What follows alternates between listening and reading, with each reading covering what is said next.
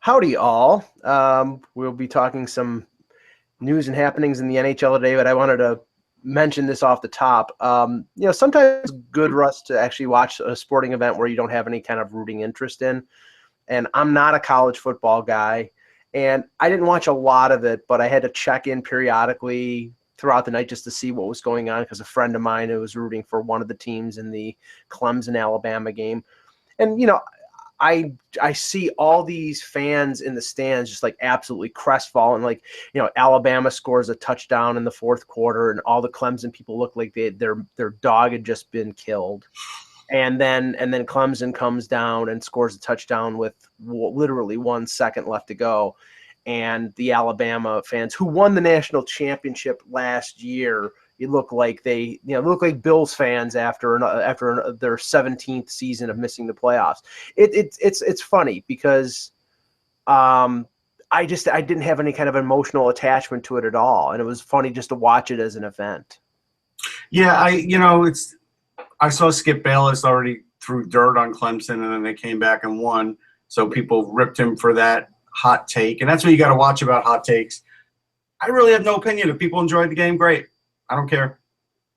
Yeah, I mean, like I said, college football is not on the radar for me, and never has been for me either. Yeah, and if it's don't you think that's weird? I mean, okay, you're from the New York, New Jersey, Connecticut area, that area, and college football. I mean, what the biggest team is? Rutgers? Yeah, there was nothing. I mean, when I was a kid, I would watch like Joe Montana and Notre Dame games. I would watch Notre Dame basketball. I guess I'm trying to think. Adrian Dantley was their big star. Yeah. And I would end up watching Notre Dame, but at the end of the day, I didn't have any real connection. There was nothing close. Nassau Community College had a team. I didn't even know, and I went there. Yeah, and I had to apologize to Brian Baldinger at a party. I got invited to his party, and he's on the NHL Network and various other networks, and he was a star on that team. And he actually he said, "Oh, you went to Nassau Community?" I went, "Yeah." And he goes, "So did you watch me on the football team?" And I'm like, "What team?" And he goes, "You're kidding, right?" And I'm like, "No." And then I texted one of my best friends and I said, "Hey, did you ever see a football game in Nassau Community College?" And she goes, "They had a football team?" Like, we just had no idea. I felt bad because he was a great player, played for the Cowboys, great analyst, but the school I went to was Division III, so I'm sure Nassau Community was Division II at best. Yeah, and like in college basketball, I mean, obviously in your area and in my area, the Big East was the big thing, but now the Big East is no longer in existence, and teams like Syracuse and Boston College are in like the ACC now. So the northeastern corridor, at least the area that you're from and sort of in the area I'm from, I mean, we have no real big college football, college basketball powers. It's all pro sports. And if it isn't pro sports, it's not really on the radar anymore. I mean, I went to University of Houston for a short time. I got into it. The Astrodome was the place they played, which was cool. Mm-hmm. It was great to sneak in booze in the Astrodome because it was indoors. It was easy. Back then, they didn't check you. And I was probably more interested in that than the games. They had some good players. Obviously, they made it to the Cotton Bowl. I was excited. And then, who was it? Doug Flutie ruined that excitement, right? Yeah, I'm not sure. I mean, the only thing I remember from the University of Houston, and this was probably before you went, was Phi Slamma Jamma with. That was just before I went. I was there the year after. Yeah, the Olajuwon and Drexler, and anyway. Yeah, they had some good guys after, but that was their big thing. And they were a big basketball school. I went to basketball games there. Obviously, that was a big deal. 85 Cotton Bowl Classic. Yeah, Doug Flutie. Yeah. Yep. Okay. Good times. Hello, Hockey World. Today is Tuesday, January 10th, 2017. Oh, I almost did an echo in there. I'm Russ Cohen from Sportsology.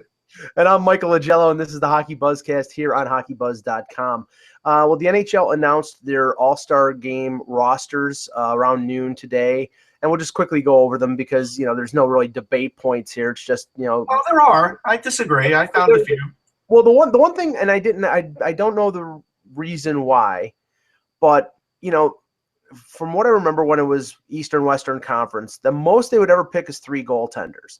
Now they're picking 4, 2 from each division, which, I mean, now you're talking about what? Each goaltender getting 15 minutes and then they get yanked. Yeah, because it's 3-on-3 and they don't want them to get hurt. Well, I mean, that's and okay. We'll just go through the list here. Atlantic Division. I also looked up the rules because me, I have to figure that out too. And I guess they allowed one fan vote for each division, and then I guess like Hockey Ops or somebody's picking after that. Now, wasn't the fan vote who the captain was?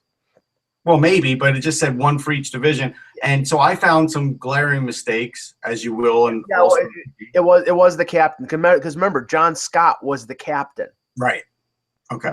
And the voted players, the fan elected players were Carey Price from the Atlantic. Let's see, Sidney Crosby from the Metro, Connor McDavid from the Pacific, and PK Subban from the Central. I mean, fine. I'm not going to kill that. And he's hurt right now, so he probably will have, if he can't come back, he'll have to opt out, and they'll have to pick somebody else from Nashville, which will probably mean, Roman Josi. It'll have to be. You'll probably get the call. Yeah, it'd be Josi. But okay, Atlantic Division, we have two goaltenders, Price and Rask. Defenseman, Victor Hedman of Tampa Bay, Erik Karlsson of Ottawa, and Shea Weber of Montreal. Forwards, Nikita Kucherov, Tampa Bay, Brad Marchand, Boston, Austin Matthews, Toronto, Franz Nielsen, Detroit, Kyle right there. Okay. I have no idea why Franz Nielsen's on this team. I get that he's got 22 points. I get that he's a good defensive player, even on a bad defensive team. But Thomas Vanek has more points. Thomas Vanek is a guy that I would want in a 3-on-3 game way more than I'd want Franz Nielsen. And he is more of an all-star caliber player. I don't get why Franz Nielsen made it over Thomas Vanek. I think Vanek is getting jobbed here. Yeah, and I can't pull up his stats right now, but I mean, unless Nielsen is 22 points, Vanek is 25. Unless Dylan Larkin is having a really bad year. He's got 11 goals and 15 points. I may have looked this up. Yeah, okay. Then yeah, but then I mean, does the team have input in these decisions? Because Nielsen's a 5-year Hockey Ops. Yeah, I mean Nielsen signed a long-term deal, and Vanek is a 1-year rental. So maybe who cares? This is about the best players. I agree. I think the player that's most deserving, meaning the one who has the most. If you're taking a forward from Detroit, it's the guy who has the most points. I mean, based on the game that we saw, I'd say Anthony Mantha should be the all-star choice. But right. Okay. Kyle Oposo from Buffalo. If Ryan O'Reilly wasn't in and out of the lineup twice this year, I would have said it would be O'Reilly, but Oposo has been relatively. I think it's kind of ironic, though, that Oposo and Nielsen both made it. Islander fans have to be pissed. Yeah, and Vincent Trocheck from Florida. I mean, that's a statement. Barkov has had an off year. Yes. Huberdeau's been hurt. Bukestad's been hurt. There was some talk about Jágr being invited but he may be there before this top 100 announcement because he'll undoubtedly be part of that team. Right. I don't really have any problem with the goaltender choices. I mean, Rask has had a pretty good year. Price is Price. I mean, the only guy I would say that you may have wanted to give a nod to may have been Craig Anderson, but because of the situation that he's going through right now with his wife, he probably would have opted out for the All-Star game to spend time with his wife. Metropolitan Division, Sidney Crosby, that's a terrible choice. Taylor Hall, New Jersey Devils. Who else were you going to choose? Evgeny Malkin, Alex Ovechkin, Wayne Simmons, Philadelphia, John Tavares, Islanders. Defense, Justin Falk, Carolina, Seth Jones, Columbus, Ryan McDonough, New York Rangers, Sergei Bobrovsky, and Braden Holtby, the goaltenders. I have, Seth Jones is having a really good year. To me, I'm surprised. 18 points. Werenski is head and shoulders better. You just stole my. That's. I mean, Werenski. I stole your thunder. Sorry. Yeah, I mean, that's. I don't know how you don't take Werenski. He's been such a difference maker. He's gonna be a finalist for the Calder. And Seth Jones was out for 4 weeks. Yeah. So yeah, I don't know how they choose Seth Jones. I mean, it sort of gets under my skin when they're like, well, Matthews and Laine are there as rookies. It's like Werenski should be too. He's just as deserving. He's one of the best defensemen in the league. Not even a rookie. One of the best defensemen. I don't know how many times I have to say it, but he's getting snubbed. Here's the biggest snub on the whole entire All-Star list. It's Michael Grabner. I don't know how Michael Grabner's not there. It doesn't matter what listen, if John Scott's getting a movie about him and actually made it last year and had no goals, Yep. Michael Grabner's amongst the league's leaders. I don't care if it's a career year. The guy deserves to be an all-star. Yeah, he's got 18 goals. Yeah. How do you keep him off? But do you think he deserves to be on that team over McDonough? Not over McDonough, over Taylor Hall. You have to choose a double. That's the thing. There has to be one representative from each team. That's the thing. It's like no, but the Sharks have 3. So they could have multiple Rangers. No, but each team has to have at least one. I know, I get that. That's what I'm saying. I mean, okay, there's nobody on the Devils you can choose from their defense. There's nobody. You can't choose Corey Schneider because he's not having a great year, and there's Bobrovsky, Holtby, and Lundqvist. You can't choose him over them. So it's got to be their best forward, and so it's either Taylor Hall or P.A. Parento. So hold on, I may have another option here. Hold on. Or Mike Camilleri, or I mean, I don't think there's a defenseman on unless you take Severson. That's what I'm looking up is Severson's numbers. 20. I mean, Severson's he's not deserving of it, but I'm just saying Michael Grabner's getting screwed here. Yeah, I think that there are omissions, and he's having an all-star caliber year. But yeah, I mean, I think he was a victim of the numbers basically. Let's just say this: if all of a sudden Ovechkin or Malkin, somebody with multiple choices, drops out because of illness or injury, I think Grabner is going to be the guy that gets to be picked. I would hope. I don't know at this point, but I would hope. Central Division goaltenders: Corey Crawford. Now, that's a questionable one because he's been out for a while. Yeah.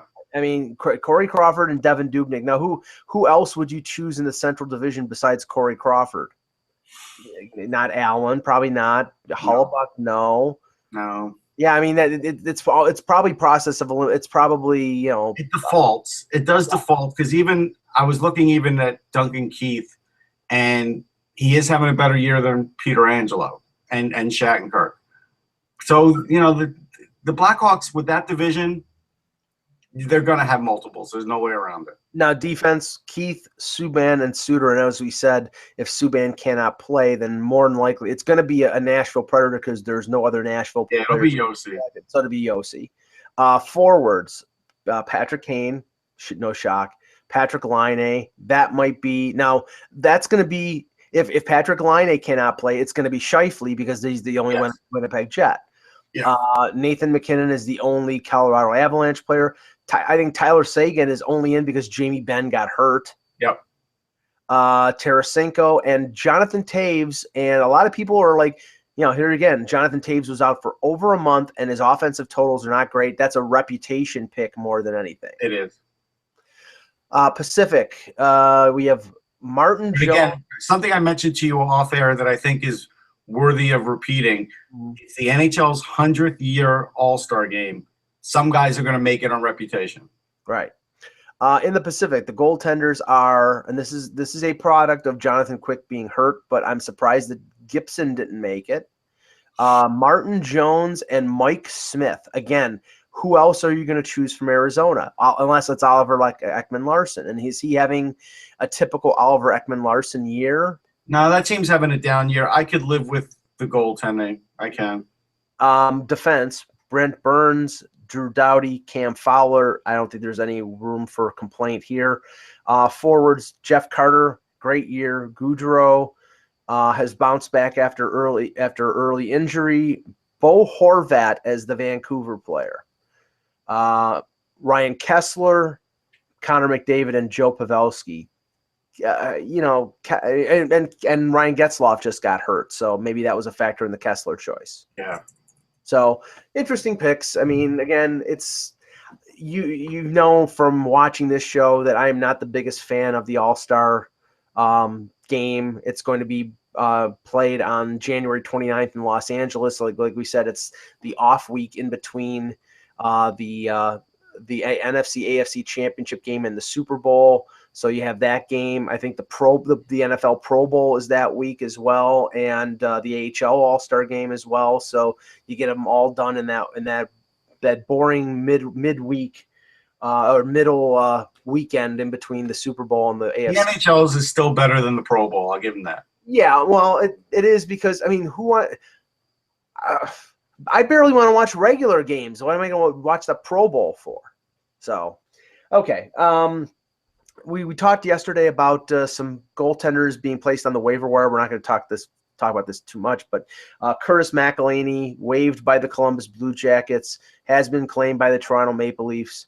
McElhinney will back up Frederik Andersen. I would not be surprised if McElhinney gets his first start either on Friday against the Rangers at Madison Square Garden or on Saturday in Ottawa. The Leafs come back after the 5-day respite and play back-to-back. I applaud the Toronto Maple Leafs because this one was not just. This one was out of frustration because probably the coach decided he'd only played him 7 games. He didn't like what he saw, and he wasn't going to use him again. Well, yeah, I mean, he will not play Jonas Enroth again. They went to the I mean Tortorella and McElhinney. He was never going to play him again. Yeah, but the funny thing is, and I just saw this report before we started the show.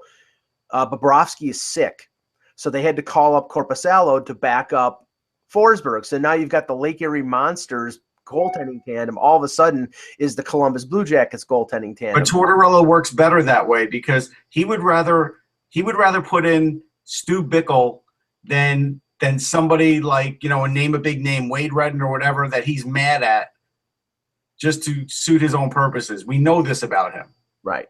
Now, from the Toronto perspective, Mike Babcock is never going to play Jonas Enroth again. I would not be surprised if Enroth, because right now you're going to have Antoine Bibeau and Garrett Sparks down with the Marlies. I don't think Enroth is going to get any work. Darren Drager just reported what I had found out a couple days ago that Kari Ramo re-injured his knee and had minor surgery on his knee in December. I didn't know about the surgery, but I knew that he had re-injured himself. He's going to be out until at least February. So there's really no avenue here for Enroth other than collecting his $750,000 salary. He's probably going to be somebody who just sits there, or if he can find himself an opportunity in Europe, they would put him on unconditional waivers. Or beer league hockey. When the Leafs are done using the facility, I'm sure there are guys that come in. Maybe Enroth can play. Yeah, I still honestly, it's not fair to him, but he's got to play somewhere. I think, and they're not going to send him down to the ECHL. So it's, but maybe they find a team that's looking for a backup or looking for some depth. I hope so for his sake. Yeah, so do I, because I think he's a good goaltender. I've never had a chance to talk to him, but from what I've heard, he's a good guy. I thought it was a good signing for the Leafs because he's a veteran guy and had played well in the Atlantic Division, and he had a few bad games. This is just a year where head coaches have drawn a line in the sand and said, "I don't like this backup. I'm not using him." Two teams that are doing it. And things are so tight right now that the points earned by backup goaltenders is the difference between potentially making and missing the playoffs. So, yeah, the Leafs are right in it. You're right. Yeah. Wait, you're letting that go? No, I think you're right. I think you're right. I'm not right. I don't think they're going to stay in it, but no, they're in it. Neither do I. But I mean, you can't deny that right now they're in the thick of it. But their schedule, it's funny. After the 5-day break, this was I heard this yesterday. They have 43 games remaining in 87 days. So that's one every two days. So once they get Clark MacArthur back on the power play, that'll make all the difference. He's in Ottawa now. Oh, well, in Ottawa then. But I knew he was going to make a difference for somebody. Yeah, he would have made a difference to the Leafs back in 2012. Yeah, well, okay. I lost track of Clark. He gets hurt too much. Yes, there you go. TSN's Darren Drager was reporting this morning that the vultures are circling around the Colorado Avalanche regarding. I mean, there's a lot of speculation right now. One thing for us is that, and I put this out on our NHL Rumor Buzz column. Right now, legitimately, there are 3 sellers. 3: Arizona, Colorado, and an outside chance of the New York Islanders. Everybody else is so close that I think the decision to come down, whether they're going to be sellers or buyers or just stand pat, is going to be, the second, third, and last week of February as March 1st approaches. Listen, you want Gabriel Landeskog that bad? Then give me Brandon Carlo and Jeremy Lawson, and then I'll trade them to you. Yeah, and that's what I mean. Ack reported yesterday, and it's been out there about Landeskog. I mean, there were rumors last week about Boston can't afford to make that trade. no, and that's the thing. It's like unless Colorado has come off the we want Brandon Carlo, who's from I think Colorado Springs. Yeah. Unless they've come off of that, I don't think that Don Sweeney right now, where the defense with the Bruins where it is. I mean, you have an aging Zdeno Chara with 1 year left in his contract.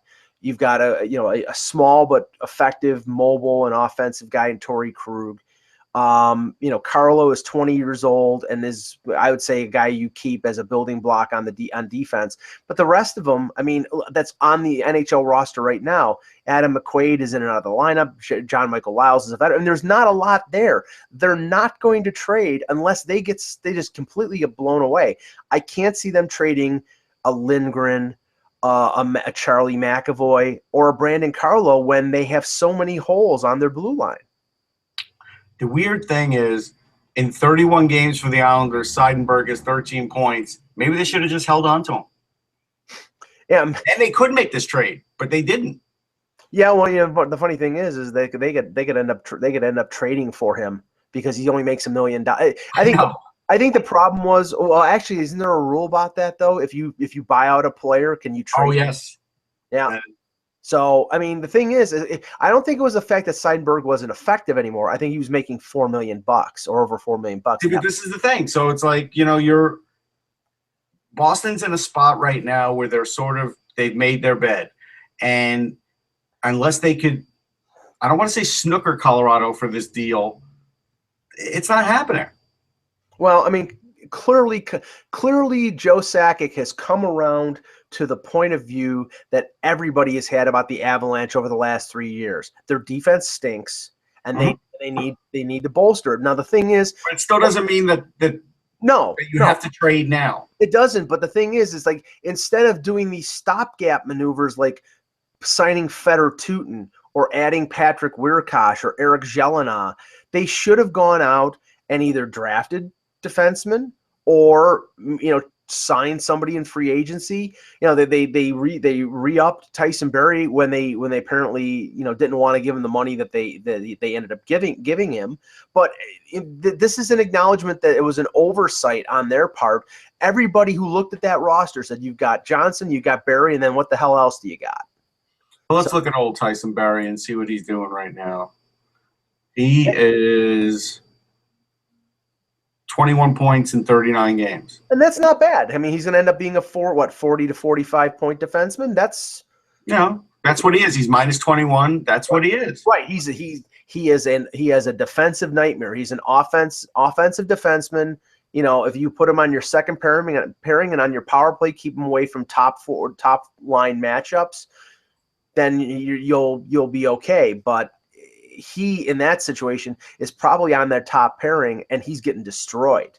So what's killing him, and he's still only 21, is Nikita Zadorov has not reached his potential. I never thought he had offensive potential. I know other people did. I never did. But he has to reach his defensive potential, and he hasn't so far. That's the thing, and this is where Colorado may just have to deal with this and say, all right, look, another year of Zadorov, he may be better. We at least have a good top pairing. We can't get guys like this in the draft, meaning Landeskog and Matt Duchene and Nathan McKinnon. You just, unless you're drafting top 3 every year, you can't get those guys. Yeah, and they ironically they took 2 players who may have been ruined or set back a bit by early exposure to the NHL by the Sabres. We know about Grigorenko, played as an 18-year-old. But he's producing. Grigorenko is at least producing. But he's never been the player that people thought he was going to be. And a lot of people think that him playing and getting fourth line ice time as an 18-year-old stunted his growth in a way. Now Zadorov, when he was 19, he played for the Sabres, and actually I thought he was a pretty good prospect. He showed a mean streak as a young defenseman that I thought would suit him well as he grew and gained experience.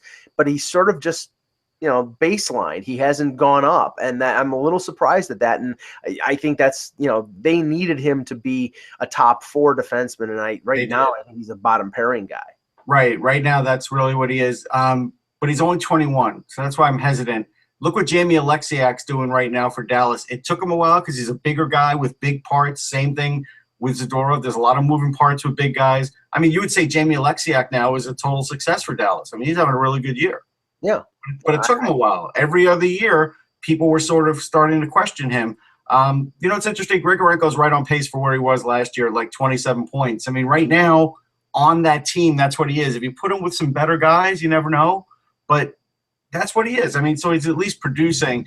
But, again, unless you're picking top 3 every year, and not every year you can get a McKinnon. Not every year you can get a Duchesne. Not every, you know what I mean? Like the one year they got Joey Hishon, hey, the guy had post-concussion. I mean, there's nothing you can do about that. Right. He's a heck of a player. I mean, the only thing I'm saying is from the Bruins' perspectives, if they're looking for that difference-making forward, and the rumor has been out there about Landeskog for a little while, going back a couple weeks to I think it was Adrian Dater who originally broached the rumor. I just don't see a path. Say for example, Don Sweeney doesn't want to give up McAvoy, doesn't want to give up Carlo. Then where you're not going to get Landeskog for Ryan Spooner. You're going to have to give up something of significance. I mean, just to give you an example too, and we love Rantanen, at least I do. He's got 18 points in 34 games, very quietly. Yep. He's not on the best team. He's 20 years old. Like a lot of the problems with Colorado is they have guys that haven't reached their potential yet. And they're in that in-between zone where they're going to have to take their lumps for a couple of years. I don't think there's a magic trade for them because the way this league is with defensemen, unless they're going to spend a lot of money and get Shattenkirk to sign on the dotted line before he comes, there's no magic deal for them.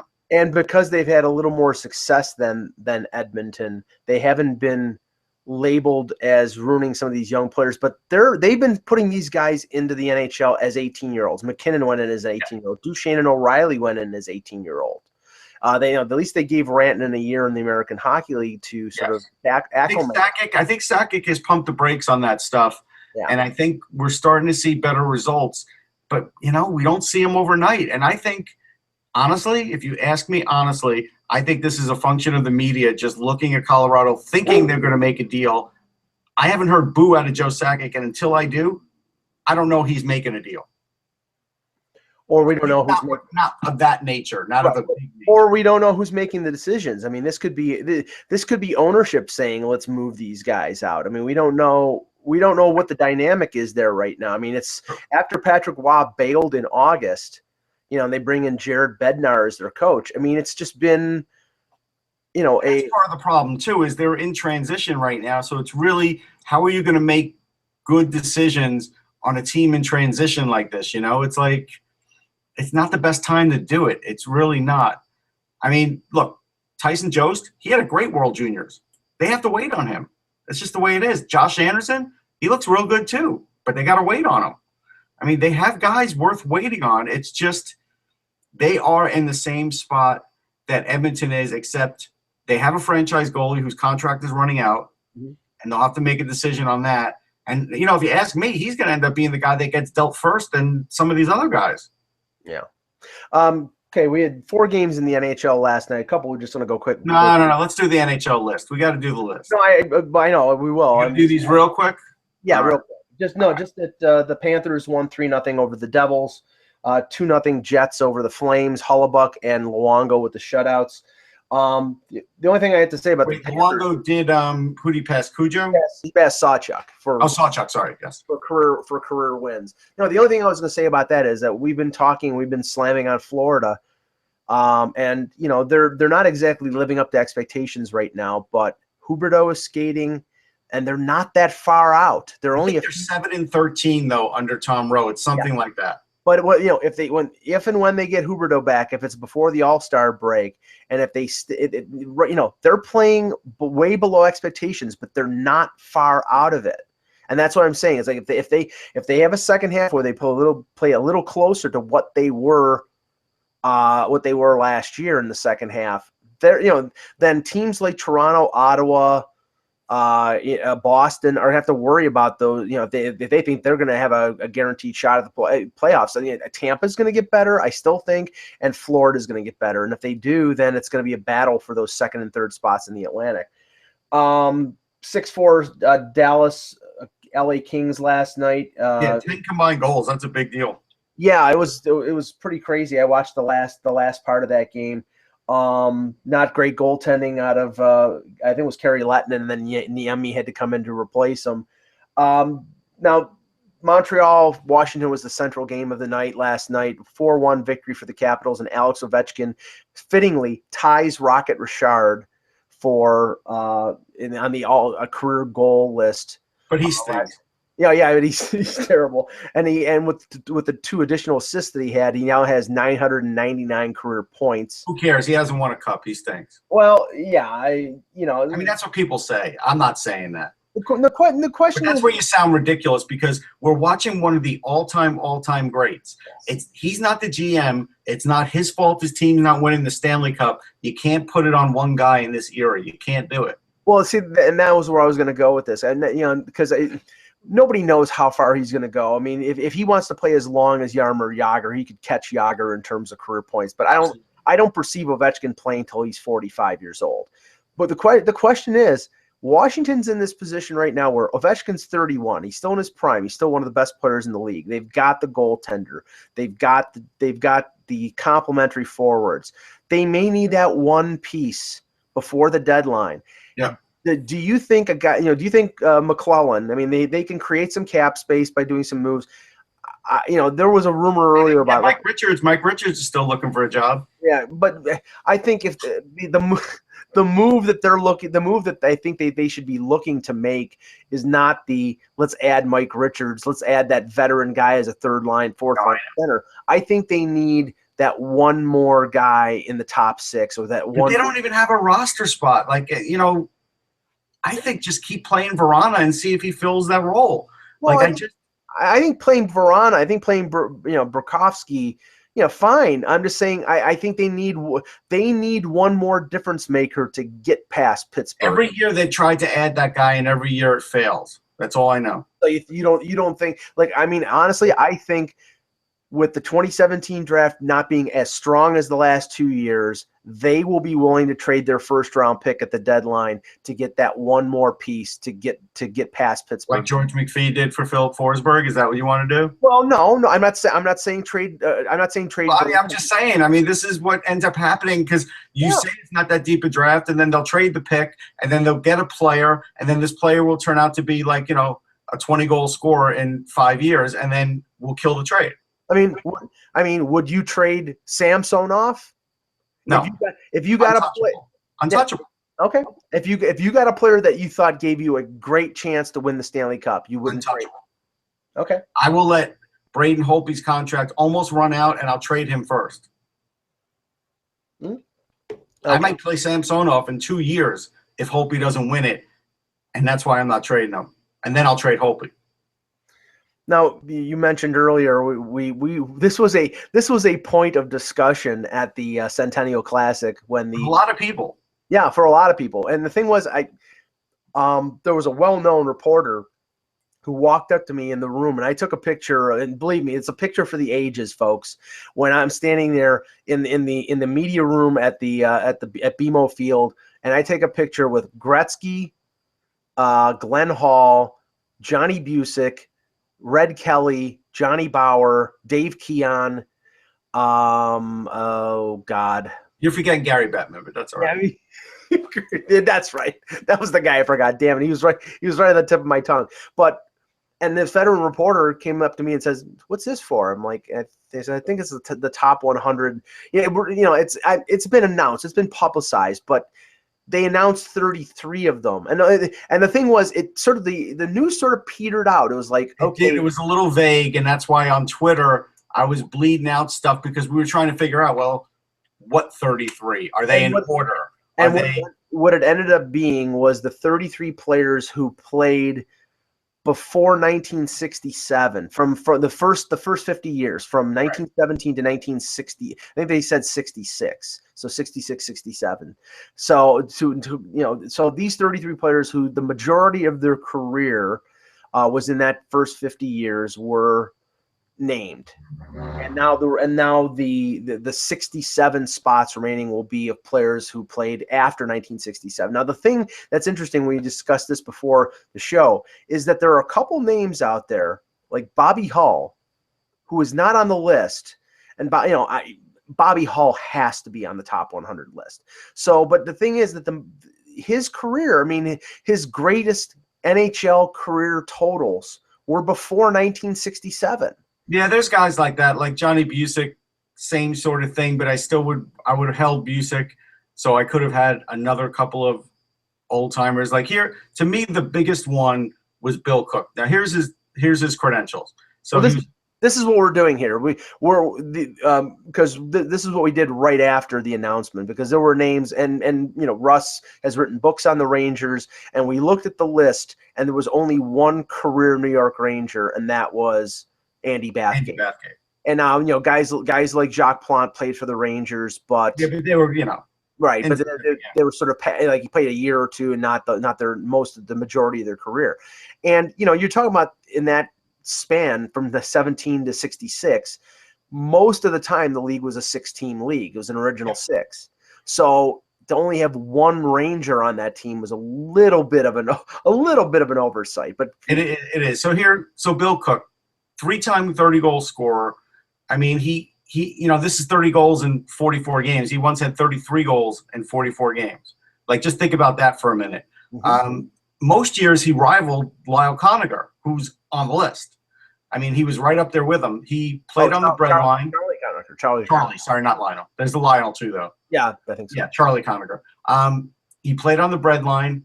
In the 1928 Stanley Cup, the breadline scored every goal. Let that sink in for a minute. Every goal. And they won the Stanley Cup that way. Man, the shutdown line for those other teams must have really sucked. They must have really sucked. His own player, Frank Boucher, a great center, who's going to be brought up in a minute, was quoted as saying he was better than Gordie Howe and Rocket Richard. Now, was he a little biased? Maybe, but I mean, these are the names he was always mentioned in. I was told by a lot of historians that Bill Cook was Rocket Richard before Rocket Richard. And one year he came in second in the Hart voting, Eddie Shore. And in that year, he had 50 points in 48 games, which back in the dead puck era, those are huge numbers. I mean, those are big numbers to get. And he didn't even win a Hart. All right. So we go from him, we'll go to Frank Boucher, who won 7 Lady Bings. I'm not a huge binger, but back in those days, it was a big deal. Right. And he won it 7 times. He was almost a point a game on a lot of seasons. He was twice in the top 5 voting for the Hart. So, I mean, shows that he was one of the league's best players. Again, I don't see how he's not in there. And Frank Brimsick's the other one, who really was an American pioneer. His 252 wins and 40 shutouts stood for a long time as a record for American goaltenders. Now, here's an interesting one. You would think that this isn't the case, and maybe Wikipedia is wrong, and I didn't have a chance to double-check it. Glenn Hall has the record for goalies for 10 All-Star appearances, and he has 8. Frank Brimsick. That's how it's listed. And so maybe because of injuries and other things, not enough goalies make it. Maybe that is the case. So Frank Brimsick's another one. Now, here's who I would take out. I would take out Busick because he could be on the crossover. Even though he had more years on these times, I think players from the early 1900s are getting shortchanged here. Well, let's alternate here because you go. Go ahead. You remove Johnny Busick. Yes, but he'll make it. He'll make it on the back end. Yeah, don't worry, he's going to be there. I think he will. The first one that was glaring, and people in Detroit will be pissed off, is Sid Abel, and the reason being, he only had 189 career goals. He only, I think he made it because he was on the production line with Lindsay and Howe. But if you look, he was on the production line, I think, for like three or 4 years. Then he got moved to Chicago. His career totals are not fantastic. The bulk of his career, the prime years of his career, were during the war years, and that's a big thing with me because a lot of these players went and served in World War II. So during the Warriors was not as good. You can use that argument in baseball, and you can use that argument in hockey. Yep. So Abel was one of the guys I removed. Now, who was your next one? Sid Abel's the next one for me because I looked at it and I thought the same thing. Who's the next one that you'd remove? Toe Blake. Funny thing is, I think Toe Blake makes it not only because he was a good player, but because he was a great coach. Right. He is on my list too. But you see, and that's the thing. When you start looking, and I don't want to rip the whole panel. There's some very esteemed guys on the panel, and I asked around. I did a little research that day, and some people did vote for Bill Cook, but clearly not enough. But Toe Blake did have this bigger-than-life reputation. And even when you start looking at the list on NHL.com as explanations, you know, like Sil Apps, it said like athletic and something. It's like, listen, this is, you know, again, these are supposed to be your best players. Yeah. And three of the guys I mentioned were clearly best players in the league. I mean, there's no question about it. And see, the thing is, I think Abel benefited from being on the production line with a generational talent in Gordie Howe. Yep. Toe Blake benefited from being on the line. It was the famous Blake, Elmer Locke, Rocket Richard line. He benefited from being a complementary player to the best player, you know, one of the top 5-6 players in the history of the league. And that's an amazing thing right there, because 2/3 of the bread, you know, basically you got 2/3 of the bread line didn't even make it for the Rangers. Yeah. So yeah, I mean, his peak years were during World War II, and 235 career goals, which is, you know, it's for an era where there wasn't a ton of goal scoring. That's good, but I think the fact that he was the coach that coached that team, the Montreal Canadiens, to 5 consecutive Stanley Cups in the 1950s, is the reason why he is on that list. He's a good player and a great coach, and I think that both of them. But this is, you know, again, this is a player list. Coaching should not even be a consideration. I agree, but I think it had. This is to me akin to like putting Joe Torre in the players' wing of the Hall of Fame. Look, Joe Torre hit 363 one year. Yeah, still doesn't belong to being, you know, the Hall of Fame. Now this one, okay, this one is controversial. Sorry, Yankee fans, you know I'm a Met fan, but I speak the truth there. Yes, there you go. I was looking for a goaltender on the list, and for, you know, looking at, I almost took off Vezina, but he, you know, I think he's there because the trophy's named after him. Right. But his record, you know, he before there was an NHL, and then through 1926 with the Canadiens, he played every game for the franchise. He won their first two Stanley Cups, and then he died of tuberculosis in 1926. So it's, you know, I mean, I get it. I don't think you have to remove a goalie to add a goalie, though. It's not like they had a proportionate team here. Well, the thing was, right, that's true. But the one I would potentially remove, and it might be controversial because his NHL career was only 7 years. But of course, in those 7 years, he won the Vezina 6 times, and he was the NHL first team All-Star all 7 times. Is Bill Durnan. And, you know, I mean, again, he's playing for the Canadiens, you know, the Rocket Richard Canadiens, you know, not to say he's not a great goaltender, but the guy who was left off this list is the guy who replaced Vezina in Montreal, is George Hainsworth, who's third in the NHL history in career shutouts with 94. The only guys who are ahead of him are Marty Brodeur and Terry Sawchuk. And how can you leave George Hainsworth off this list? That's why I had to pick one goalie to take off. No, I think it's a solid name. I thought of him too. The issue with these guys is they're long passed away. Like Bill Cook died in 1986. It's not their fault. But when you have a panel like this, you just sort of wish there was sort of a review of how many players do we have from each era? How many are really represented here? Because, again, there are some tail-end guys on this list that have basically taken spots from the real pioneers. And, you know, it's hard to screw the pioneers because, again, it was a different game then. Life was harder. They took a train.